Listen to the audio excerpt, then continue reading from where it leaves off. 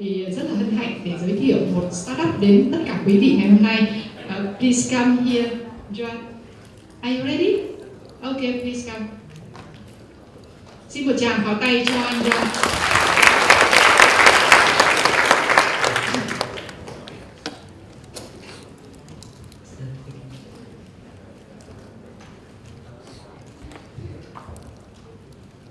Okay, so good morning everybody. Our startup is called SORA, which stands for Social Resource Allocation. It's actually a social free trade system based entirely on Adam's Weath of Nations. So the app is online now. A demo version is online at soras.co. So my name is Juan, and I have a bachelor's in entrepreneurship from De La Salle University in Manila, and I have 16 years in social service in Southeast Asia and 7 years in IT industry. And SORA actually began as my research proposal for a Japanese scholarship in 2009, which was unsuccessful. And that's why I'm pushing it as a startup now. So the problem we are addressing are all the problems with the commercial system, namely that there's always not enough money. I'm sure that all of you have problems with money, even as private individuals or as companies. You had some shortage of money that you wish you didn't have, right? This had this as real value and nominal value. So in the commercial system, there's a lot of fierce competition between people for money, well, more for money instead of the goods and services.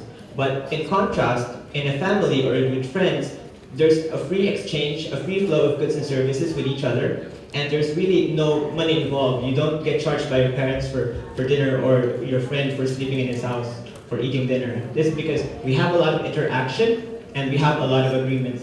So we agree to, I can sleep in my friend's house in return.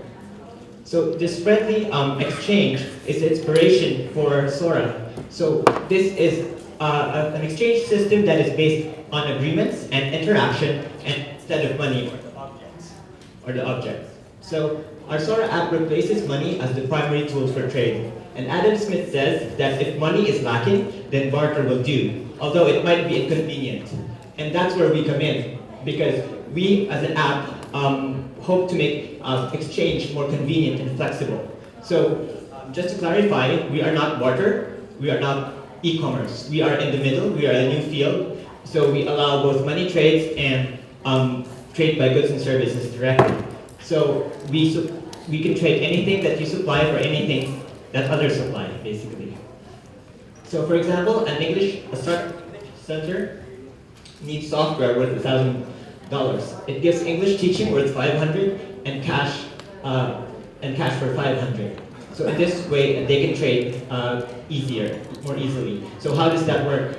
So for example, I'm the owner of the English Center, and the first step is to look for suppliers in the system, and I find one, and I try to make an offer for 100 hours of teaching for 100 worth of programming that will fulfill my system, my requirement.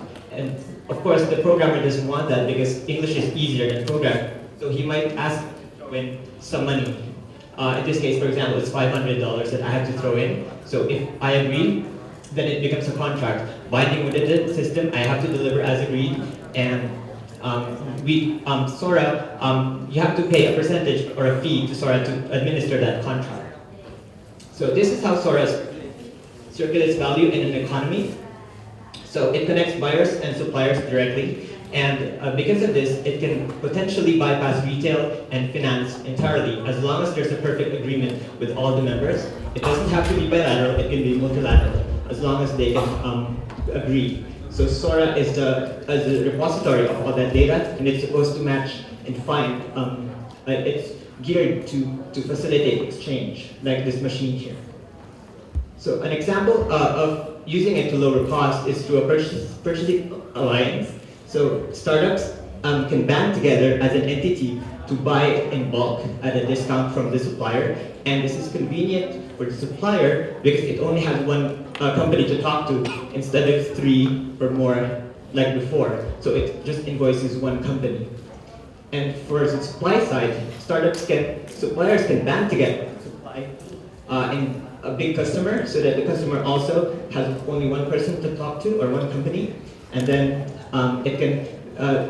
it's easier to facilitate supply. So this system is new and it hasn't been implemented yet. So Smith proposed it 200 years ago and no one really understood it. But in our system, in our vision, each city can have a local SORA system that can form a global trade network that trades in that kind.